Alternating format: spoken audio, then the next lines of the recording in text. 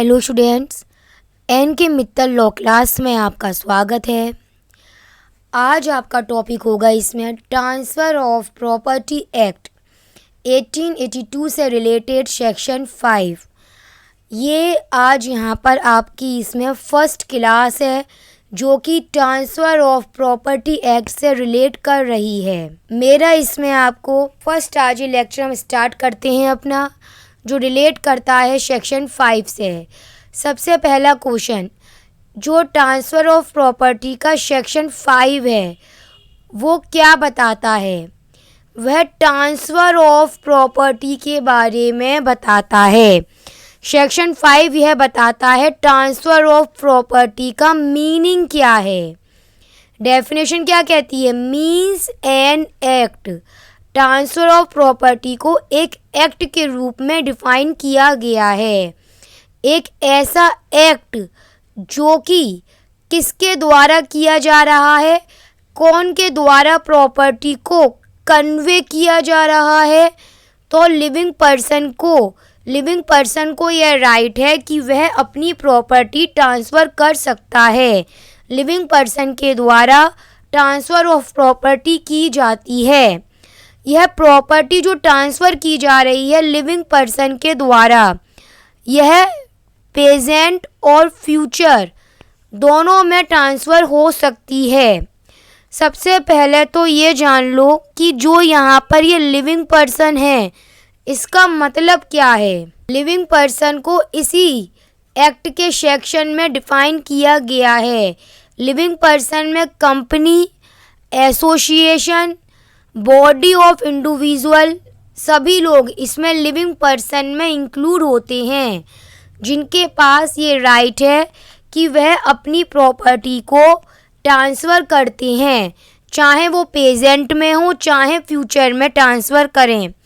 लेकिन इसके साथ ही आपको इसमें एक बात और ध्यान रखनी होगी स्टूडेंट्स, कि जब प्रॉपर्टी ट्रांसफ़र की जा रही है तो ज़रूरी यह होना चाहिए कि वह प्रॉपर्टी जिस भी समय ट्रांसफ़र की जाए उस समय उस प्रॉपर्टी को अवेलेबल होना चाहिए, उस समय उस प्रॉपर्टी को मौजूद प्रेजेंट में होना बहुत ज़रूरी है। अभी तक हमने क्या बातें जानी सेक्शन 5 के रिगार्डिंग?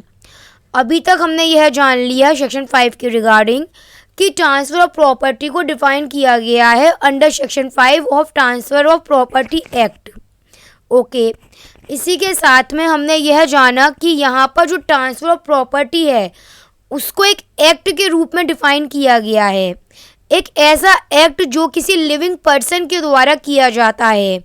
मतलब लिविंग पर्सन का मतलब लिविंग पर्सन में company, association, body of individual को भी इंक्लूड किया गया है, चाहे वो इनकॉर्पोरेट हो चाहे नॉट। और इसके साथ ही हमने यह भी जाना कि जो प्रॉपर्टी ट्रांसफ़र की जा रही है वह प्रॉपर्टी का कन्वे प्रेजेंट और फ्यूचर कहीं पर भी हो सकता है, लेकिन जिस वक्त आप प्रॉपर्टी ट्रांसफ़र करेंगे उस समय उस प्रॉपर्टी को मौजूद होना बहुत ज़रूरी है।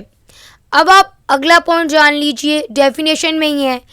जब कोई लिविंग पर्सन प्रॉपर्टी ट्रांसफ़र करता है तो वह प्रॉपर्टी किन को ट्रांसफ़र करी जाएगी? तो वह प्रॉपर्टी एक या एक से ज़्यादा अदर लिविंग पर्सन को ट्रांसफ़र की जाती है। अदर लिविंग पर्सन को मतलब एक लिविंग पर्सन किसी दूसरे जीवित व्यक्ति को अपनी प्रॉपर्टी ट्रांसफ़र करेगा।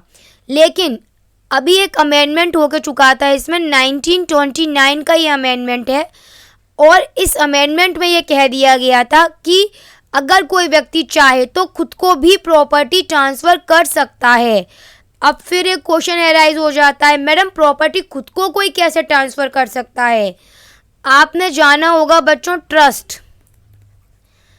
ट्रस्ट को जब क्रिएट किया जाता है तो व्यक्ति खुद भी ट्रस्टी बन सकता है उसका। तो ये भी एक तरीका होता है कि कोई लिविंग पर्सन अपने आप को भी प्रॉपर्टी कन्वे कर सकता है। तो हमने क्या जान लिया इसके माध्यम से सेक्शन 5 के अकॉर्डिंग? ट्रांसफ़र ऑफ प्रॉपर्टी एक ऐसा एक्ट है जिसमें कोई भी एक लिविंग पर्सन प्रॉपर्टी कन्वे करता है प्रेजेंट या फ्यूचर में, और ऐसी प्रॉपर्टी एक लिविंग पर्सन किसी दूसरे लिविंग पर्सन को देता है, या तो वो खुद को भी दे सकता है क्योंकि अमेंडमेंट हो चुका है, या फिर या वो खुद को ही अदर लिविंग पर्सन को प्रॉपर्टी कन्वे कर सकता है। हम इस प्रकार के एक्ट को ही ट्रांसफ़र ऑफ प्रॉपर्टी के रूप में जानते हैं। आगे जो इसके एक्सप्लेनेशन है उसमें लिविंग पर्सन को डिफाइन कर दिया गया है, तो बहुत क्लियर है। लिविंग पर्सन का मतलब हम पहले भी जान चुके थे कि लिविंग पर्सन में कोई भी company, association, body of individual include होती है। मैंने लिविंग पर्सन को बार बार इसलिए भी रिपीट करा है क्योंकि कई बार एग्जामिनर हमसे MCQs में इस तरह के क्वेश्चंस भी पूछ लेते हैं कि लिविंग पर्सन में कौन इंक्लूड नहीं है या कौन इंक्लूडेड है। आई होप आपका ये आज का topic transfer of property act के तहत सेक्शन 5 कंप्लीट हो जाता है।